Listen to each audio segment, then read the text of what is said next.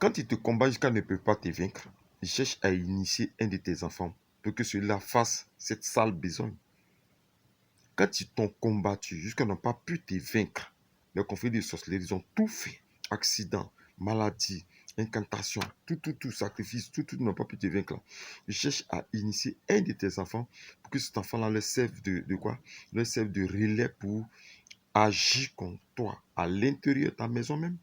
Il faudrait que tu puisses connaître ces 7 méthodes que je te donne aujourd'hui pour que tu puisses empêcher qu'on initie tes enfants.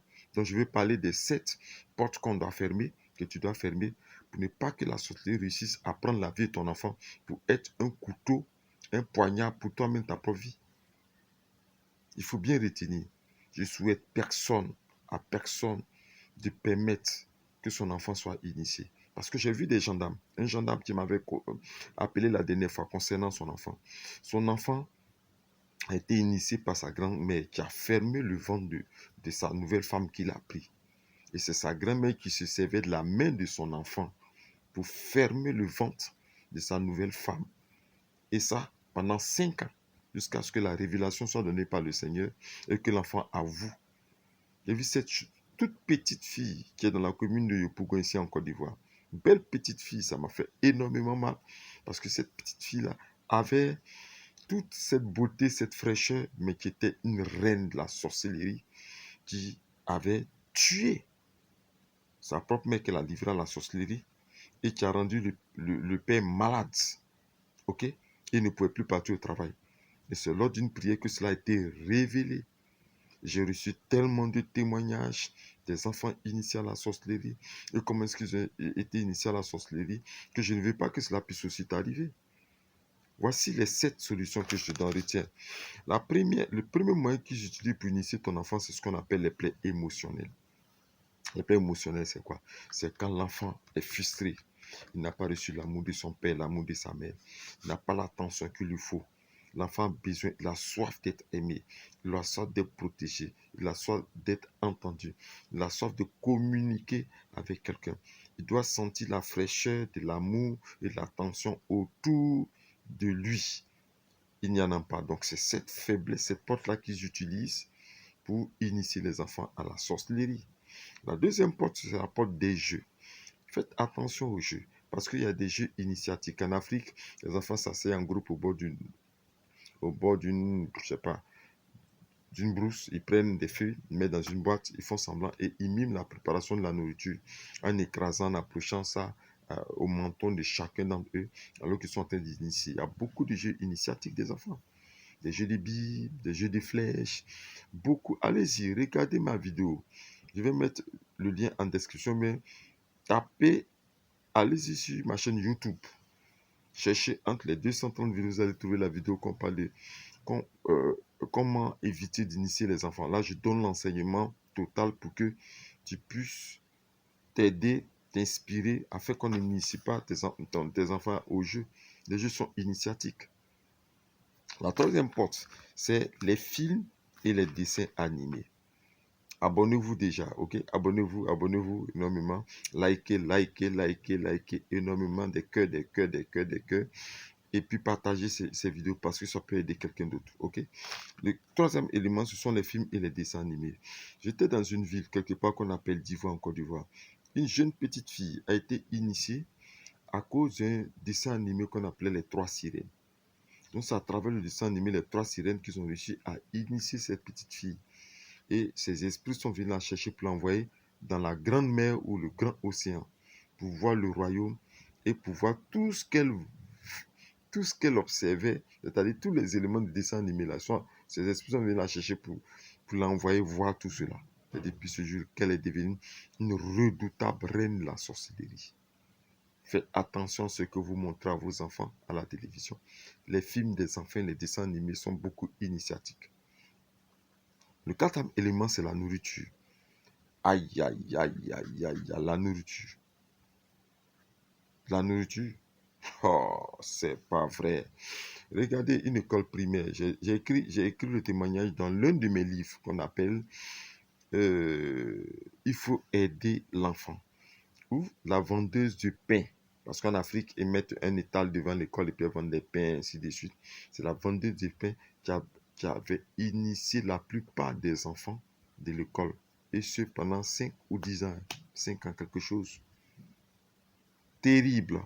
Terrible, terrible, terrible, terrible. Donc, la solution, apprends ton enfant à prier avec le sang de Jésus-Christ. Apocalypse le dit, ils l'ont vaincu à cause du sang de l'agneau et à cause de la parole et témoignage. Quand elle veut manger net, il faut prendre ton enfant à prier sur la nourriture. Seigneur, je vais invoquer le sang de Jésus-Christ dans la nourriture. Automatiquement, les œuvres là sont désactivées, ne peut plus initier par la nourriture.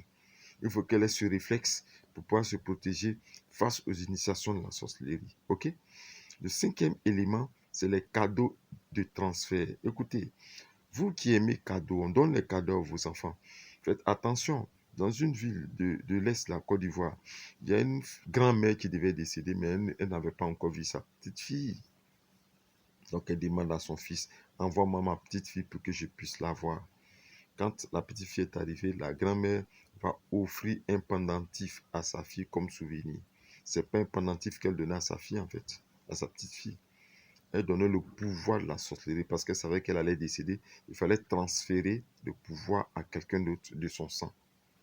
Donc les cadeaux que vous voyez qu'on offre, une parenthèse, ils ont fait ce cadeau-là à un couple en plein mariage. La femme est tombée stérile. Je vais revenir sur les cadeaux empoisonnés. Donc les cadeaux qu'on fait, ce ne sont que des transferts qu'on fait à l'enfant. Peut être un transfert de pouvoir initiatique de la sorcellerie ou un point de contact qui vont suivre durant la nuit dans ses rêves pour pouvoir l'atteindre. Faites très attention aux cadeaux. Et en sixième position, les pratiques traditionnelles. Ok? Les pratiques traditionnelles, ce sont des pratiques africaines. On dit des pratiques africaines où l'enfant va au village, on écrase des feuilles d'une plante pour le laver, on met des scarifications ici sur la joue, sur les mains. On utilise toutes les connaissances traditionnelles, ce qu'on appelle la pharmacopée. Voilà, il y a des vieilles, il y a des tantes, il y a des ainsi de suite qui utilisent ça pour pouvoir soit faire en griffe, soit faire du bien à l'enfant. Alors que ce sont des pratiques qu'ils utilisent pour initier l'enfant et pour pousser l'enfant à continuer le règne de la destruction.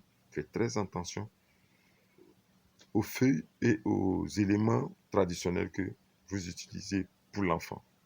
Et enfin, le septième élément, c'est le nom et l'homonyme. Le nom et l'homonyme. Écoutez, vous prenez le nom d'un oncle, d'une grand-mère, d'un grand-père qui était célèbre dans la sorcellerie, qui était un patriarche, un tueur, un buveur de sang, même si tu ne le sais pas, mais qui était célèbre. Et tu viens donner ça comme homonyme à ton enfant. Automatiquement, quand tu lui attribues le nom, tu lui attribues tout le pouvoir de la personne qui a le nom. C'est ce que vous ne savez pas. Tu lui attribues tout le pouvoir de la personne qui a le nom. Automatiquement, l'enfant est initié à la sorcellerie. Donc fais attention, prends des noms bibliques, attribue cela à ton enfant pour que ton enfant puisse avoir l'impact spirituel du nom positif, l'impact spirituel du nom qui transfère la grâce, le Saint-Esprit, l'onction et la crainte du Seigneur. C'est mieux comme ça. Amen.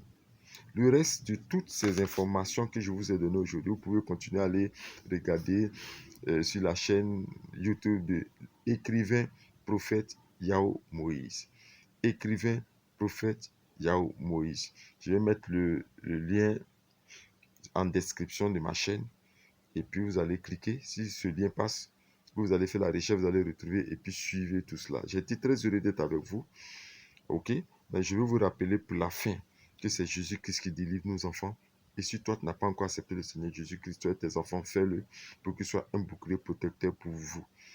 Likez, abonnez-vous, partagez beaucoup ces vidéos parce que ça va faire énormément de bien à de nombreuses familles. J'ai été très heureux d'être avec vous, très heureux d'être avec vous et je pense que nous allons commencer les directs. J'attends seulement atteindre les 10 000 abonnés pour commencer les directs forts pour que tout le monde soit aidé. C'était l'écrivain prophète Yao Moïse qui était avec vous aujourd'hui et qui vous dit comme d'habitude, Shalom.